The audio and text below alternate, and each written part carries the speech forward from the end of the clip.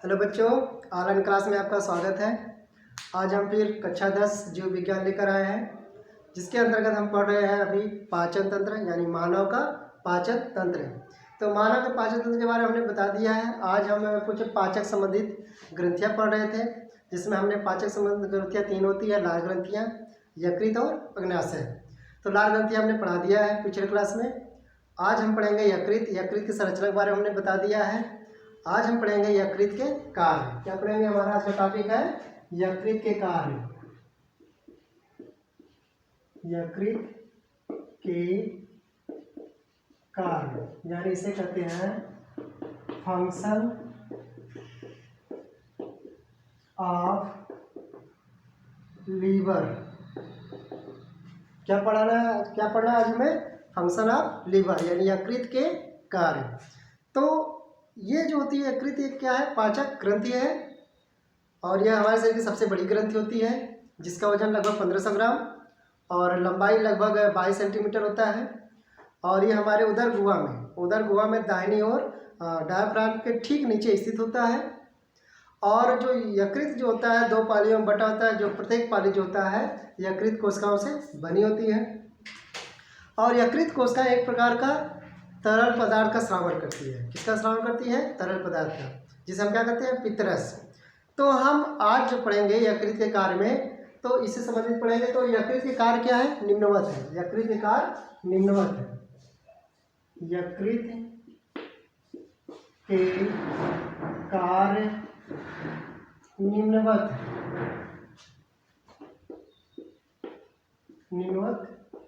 है।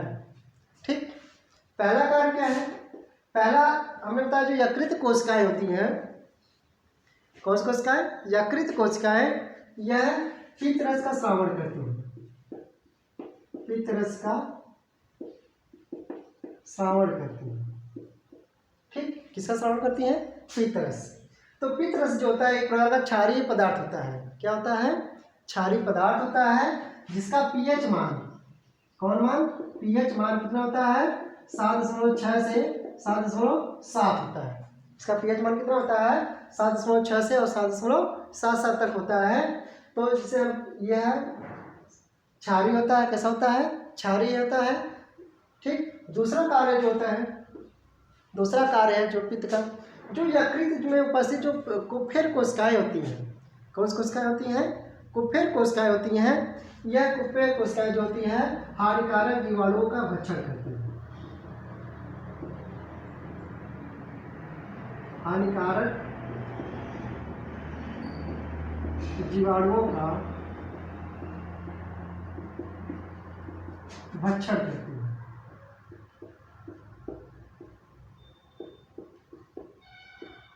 क्या करती है? हानिकारक जीवाणुओं का भक्षण करती है।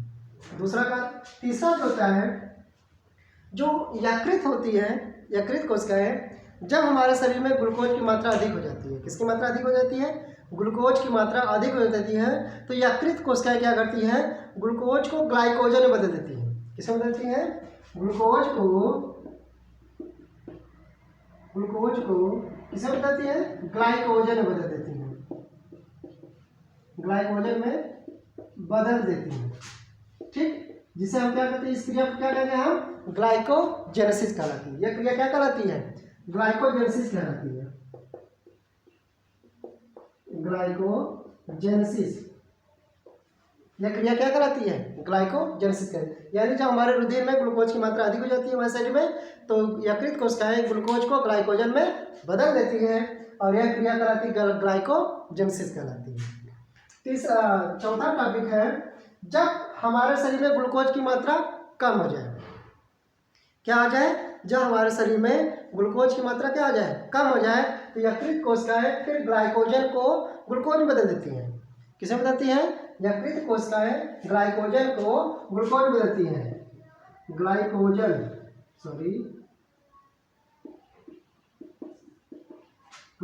को ग्लूकोज में बदल देती हैं। ठीक, तो इस क्रिया को क्या कहते हैं? हम ग्लाइकोजियोलाइसिस कहते हैं। जीनोलाइसिस, ग्लाइकोजिनोलाइसिस कहलाती है। देखिए जो यकृत है या यकृत की जो संरचना है या इसके कार्य जो है, यह बोर्ड एग्जामिनेशन के लिए बहुत इंपॉर्टेंट है। यह लगभग पूछा ज़्यादातर बोर्ड एग्जाम हर वर्ष पूछा जाता है इसके बारे में। ठीक, तो ग्लाइकोजन को जब हमारे शरीर में ग्लूकोज की मात्रा कम होती है तो यकृत कोशिकाएं ग्लाइकोजन को ग्लूकोज में बदलती है। क्रिया क्या कहलाती है? ग्लाइकोजिनोलाइसिस कहलाती है। क्या कहलाती है? ग्लाइकोजिनोलाइसिस कहती है। अगला पॉइंट है इसका, यकृत कोशिकाएं विटामिन ए का संश्लेषण करते हैं। किसका संश्लेषण करती हैं? विटामिन ए का संश्लेषण करती है। किसका संश्लेषण करती हैं? विटामिन ए का। ठीक, छठा जो होता है, यकृत कोशिकाएं हिपैरिन नामक पदार्थ का श्रावण करती है। पदार्थ का क्या करती है? श्रावण करती है। ठीक, तो हिपैरिन जो होता है यह एक प्रकार का पदार्थ होता है, एंजाइम है। यह क्या काम करता है कि हिपैरिन हमारा, देखिए जो हमारा रुधिर होता है, हमारे शरीर में जो रुधिर होता है यह हमारे शरीर में हमेशा दौड़ता रहता है। और ये किस में दौड़ता है? रुधिर वाहिनियों में दौड़ता है, यानी कि रुधिर नलिकाओं में दौड़ता है।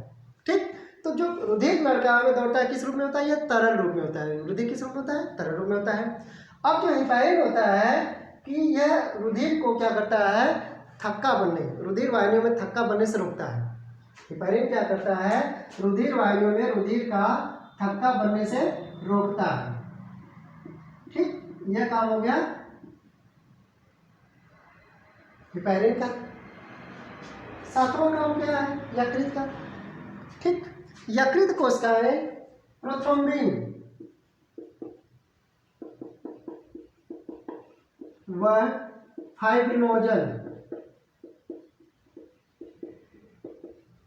फाइब्रिनोजन का श्रावण करती है। ठीक, प्रोथ्रोम्बिन व फाइब्रिनोजन का क्या करती है? श्रावण करती है।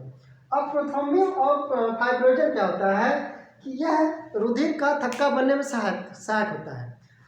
अभी कहाँ बनने में? बाहर, शरीर के बाहर। जब चोट लग जाती है, जब हमें कहीं चोट लग जाती है, जब ओपन वुंड होता है, यानी जब घाव खुल जाता है तो ब्लीडिंग होती है, यानी रक्त का स्राव होता है। अब उस रक्त को स्राव रोकने के लिए क्या होता है? प्रोथ्रोम्बिन और फाइब्रिनोजन ऑक्सीजन के साथ और अन्य प्रोटीन के साथ क्रिया करके यहाँ पर एक जाल बना लेता है। फाइब्रिन बनाकर वहाँ पे एक नेट जैसी चोट के ऊपर नेट जैसी संरचना बनाती है, जहाँ पे आरबीसी कण आके फंस जाते हैं और वहाँ पे एक परसी बन जाती है, जिसके कारण वहाँ पे रुधिर का थक्का बन जाता है। क्या कहते हैं? रुधिर का थक्का बन, जिससे ब्लडिंग रुक जाता है, यानी कि रक्त का स्राव रुक जाता है। यह काम कौन करता है? प्रोथ्रोम्बिन और फाइब्रिनोजन। ठीक, आठवां कार्य क्या होता है? यकृत जो होता है उत्सर्जी का कार्य करता है। उत्सर्जी जो पदार्थ होते हैं, हानिकारक पदार्थों को बाहर निकालने का कार्य करता है।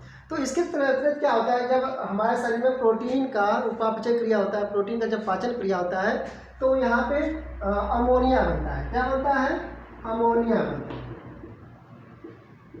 ठीक, अब अमोनिया क्या करता है कि यकृत में CO2 के साथ क्रिया करता है। किसके साथ क्रिया करता है? CO2 के साथ क्रिया करता है और यह क्रिया करके क्या बनाता है? यूरिया बनाता है। ठीक, यूरिया को बाहर निकालता है। जैसे हम बात करें तो यहाँ पे नीचे जैसे मान लीजिए 2NH3 यह अमोनिया है प्लस CO2, यह क्रिया करता है, क्या बनाएगा?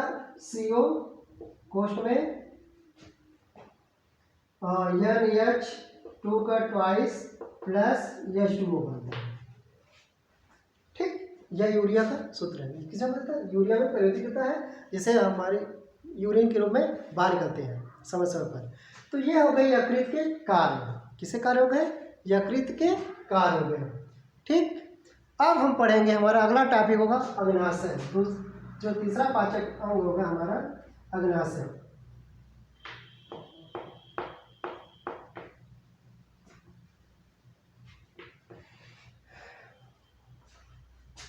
अग्नाशय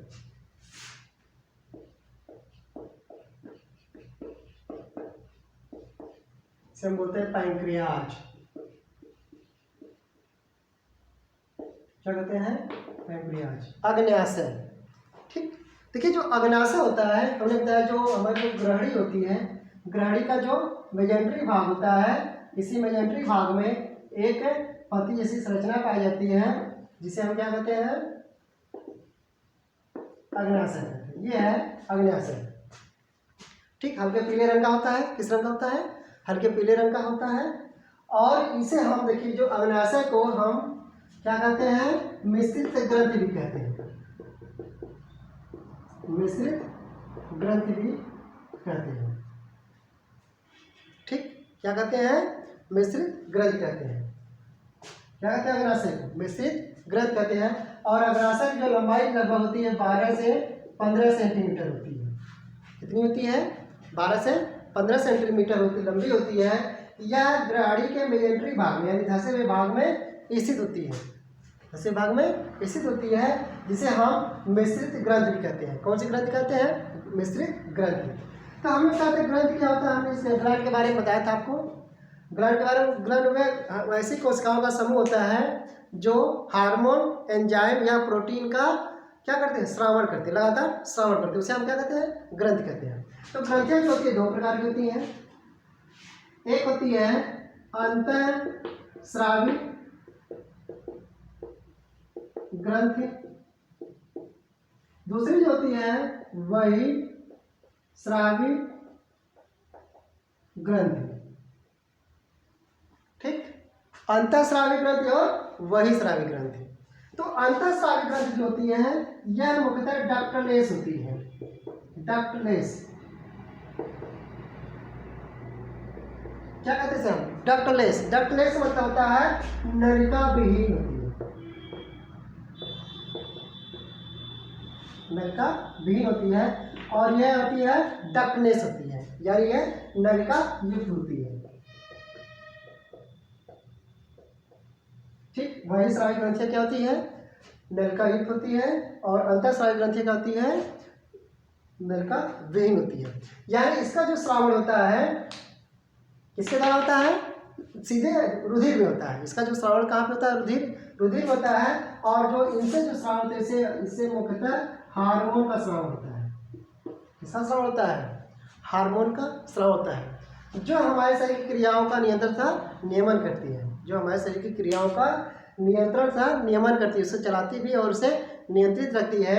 जैसे हमने बताया, जैसे कुछ हार्मोन होते हैं, जैसे पिट्यूटरी हार्मोन है, हार्मोन ग्रंथियाँ होती है ना हमारे शरीर में। कुछ हार्मोन ग्रंथि जैसे थायराइड ग्रंथि, पैराथाइड ग्रंथि, पिट्यूटरी ग्रंथि, थाइमस ग्रंथि, पीनियल काय ग्रंथि, अग्न्याशय ग्रंथि, ये सब ग्रंथियाँ होती हैं। और इन ग्रंथियों द्वारा क्या होता है? हार्मोन स्रावित होता है। और हार्मोन जो होता है अलग अलग कार्य को नियंत्रित करता है, नियमन करता है। जैसे हम बात करें पिट्यूटरी ग्रंथि की बात करते हैं या पीयूष ग्रंथि की हम बात करते हैं, तो पीयूष ग्रंथि जो होता है इसके द्वारा एक जीएच हार्मोन स्रावित होता है, यानी ग्रोथ हार्मोन।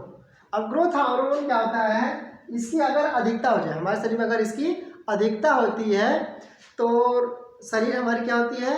भीमकाय होती है, यानी कुरूप और भीमकाय होती है, लंबा चौड़ी होती है, हम बहुत लंबे चौड़े होते हैं। अगर इसकी हार्मोन कम हो जाए हमारे शरीर में, अगर इसकी हार्मोन की आवश्यकता से कम होती है तो हमारे शरीर क्या होती है? बौनी हो जाती है, नाटी हो जाती है। तो ये क्या करती है? तो हमने कहा हार्मोन होता है हमारे शरीर क्रियाओं का नियंत्रण था, नियमन करता है। और जो बहिस्रावी ग्रंथियां होती हैं इनसे क्या साबित होता है? एंजाइम या प्रोटीन का स्रावण होता है। तो एंजाइम जो होता है मुख्य रूप से ज़्यादातर जो होता है यह पाचन क्रिया में भाग लेती है। कहाँ भाग लेती है? पाचन क्रिया में। जैसे हमने बहुत से एंजाइम की बात की है, पीछे जठर रस द्वारा एंजाइम स्रावित होता है, पित्त रस एक एंजाइम है, अग्न्याशय जो होता है अग्न्याशय से भी एंजाइम स्रावित। तो इसमें 2 प्रकार की ग्रंथियाँ होती है। जो अग्न्याशय है इसमें 90% जो ग्रंथि होती हैं, इसमें जो 90% जो ग्रंथि होती हैं वह बहिस्रावी ग्रंथि होती हैं। और जो 10% ग्रंथि होती हैं वह अंतःस्रावी ग्रंथि होती हैं। तो जो बहिस्रावी ग्रंथि होती हैं इनके द्वारा एंजाइम का स्राव होता है। क्या स्राव होता है? एंजाइम का। यानी हम अग्न्याशय से किसका स्राव होता है? अग्न्याशयी रस का। किसका स्राव होता है? अग्न्याशयी रस का। ठीक, और जो अंतःस्रावी जो हार्मोन होते हैं, जो ग्रंथि होती है 10% जो होते हैं, इसके द्वारा हार्मोन का स्राव होता है। किसका स्राव होता है? हार्मोन का स्राव होता है। तो जैसे मान लीजिए 90% जो कोशिकाएं इसमें है वह अग्नाशय जो बहिस्रावी ग्रंथियों की बनी होती है इसमें, और 10% जो होती है इसमें जो कोशिकाएं होती हैं अग्नाशय में वह अंतःस्रावी ग्रंथियों के रूप में होती हैं। तो यह जो अंतःस्रावी ग्रंथि होती हैं यह जगह जगह गुच्छे के रूप में होती है। किस रूप में होती है? जगह जगह गुच्छे के रूप में होती है, जिसे हम क्या कहते हैं? लैंगरहैंस की द्वीपिकाएं कहते हैं।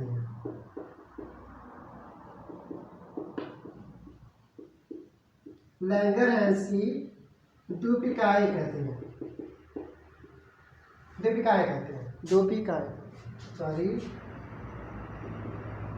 द्वीपिकाएं कहते हैं। ठीक, लैंगरहैंस की द्वीपिकाएं कहते हैं। और इन दीपिकाओं द्वारा यह जो होती है अंतःस्रावी ग्रंथियों की बनी होती है, जिसके द्वारा हार्मोन का स्रावन होता है। यहाँ पे 2 हार्मोन का स्रावन होता है, मुख्यतः एक होता है इंसुलिन और दूसरा जो होता है ग्लूकोगान। 2 हार्मोन का स्राव होता है। अग्नाशयी रस, अग्नाशयी रस मुख्यतः 4 प्रकार के होते हैं। हम बात करें तो इधर बात करें, इसको हम मिटा दें।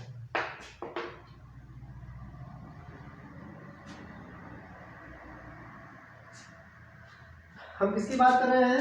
अग्नाशयी रस का। ठीक, तो वही स्रावित ग्रंथियां जो होती है 90% जिसके द्वारा क्या स्रावित होता है? अग्नाशयी रस स्रावित होती है। ठीक, यानी पैंक्रियाटिक जूस कहते हैं। क्या कहते हैं इसे हम? पैंक्रियाटिक जूस कहते हैं। यह निम्न प्रकार की होती है, जैसे काइमोट्रिप्सिन,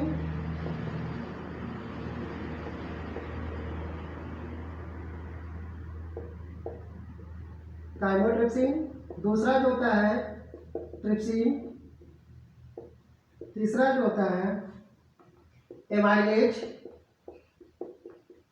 और चौथा जो एंजाइम होता है इसे हम लाइपेज कहते हैं। ठीक, ये सभी क्या है? अग्नाशयी रस है, पैंक्रियाटिक जूस है। क्या है? पैंक्रियाटिक जूस या अग्नाशयी रस होता है जो बहिस्रावी ग्रंथियों द्वारा स्रावित होता है। तो कहा है काइमोट्रिप्सिन, ट्रिप्सिन, एमाइलेज और लाइपेज। तो ये हो गई अग्नाशय की संरचना या उसके बारे में हो गए। अब हम पढ़ेंगे अग्नाशय के कार्य। क्या पढ़ेंगे हम? अग्नाशय के कार्य।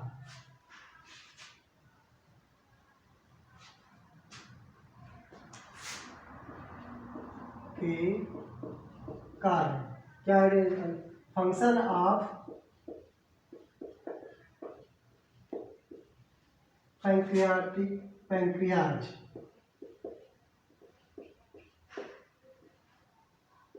ठीक, अग्नाशय के कार्य, फंक्शन ऑफ पैंक्रियाज।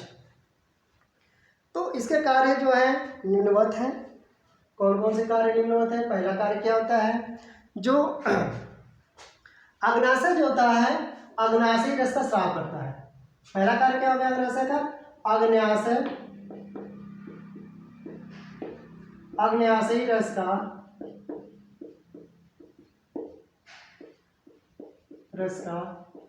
स्रावन करती है या स्राव करती है। किसका स्राव करती है? अग्नाशयी रस। अग्नाशयी रस में कौन कौन होते हैं? काइमोट्रिप्सिन हमने बताया। ठीक, दूसरा ट्रिप्सिन,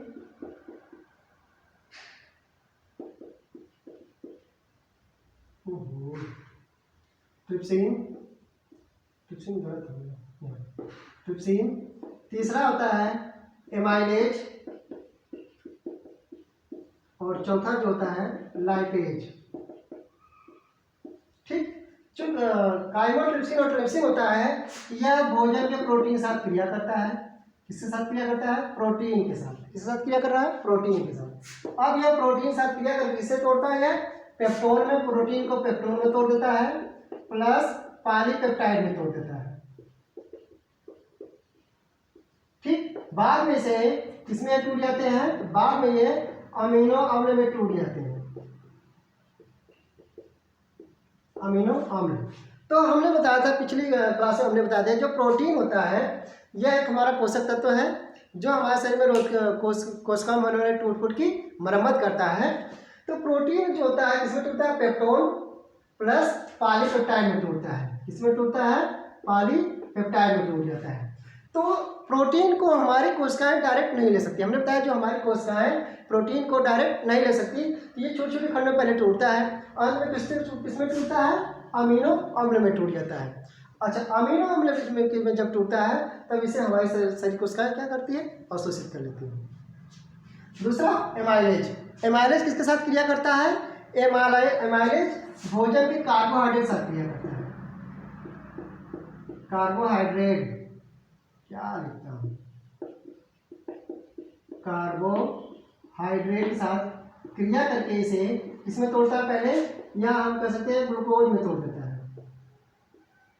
इसमें तोड़ता है ग्लूकोज में, ठीक। और लाइपेज जो होता है यह वसा को वसीय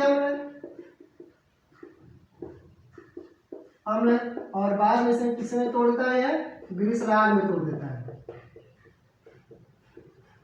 ठीक है। तो लाइपेज जो होता है वसा का इमंसीकरण करता है, इमंसीकरण करके यानी वसा छोटे छोटे बूंद में टूट जाता है, इसे वसीय अम्ल और बाद में ग्लिसरॉल में विभाजित कर देता है, जिसे हमारी शरीर कोशिकाएं अवशोषित कर लेती है। तो ये हो गया अग्नाशय के जो अग्नाशयी रस के कार्य हो गए। दूसरा चीज है, अगला पॉइंट जो है दूसरा, जो अग्नाशय होता है तो हमने कहा जो इंसुलिन का स्राव होता है, किसके साथ, कौन सा, इंसुलिन, ठीक। इंसुलिन क्या करता है, शरीर में ग्लूकोज की मात्रा को नियंत्रित करता है। क्या करता है, शरीर में ग्लूकोज की सांद्रता को क्या करता है, नियंत्रित रखकर और उपापचय दर को नियंत्रित रखता है। यह इंसुलिन ग्लूकोज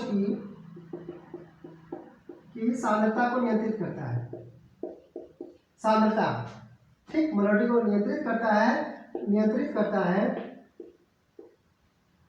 सांद्रता को नियंत्रित करता है, ठीक, सांद्रता को नियंत्रित करता है। या अब क्या करता है, नियंत्रित रखकर उपापचय दर को नियंत्रित रखता है। अब ये ग्लूकोज क्या करता है, उपापचय दर को नियंत्रित रखता है, नियंत्रण करता है, उपापचय दर का नियंत्रण करता है, ठीक। तीसरा जो होता है ग्लूकोगान,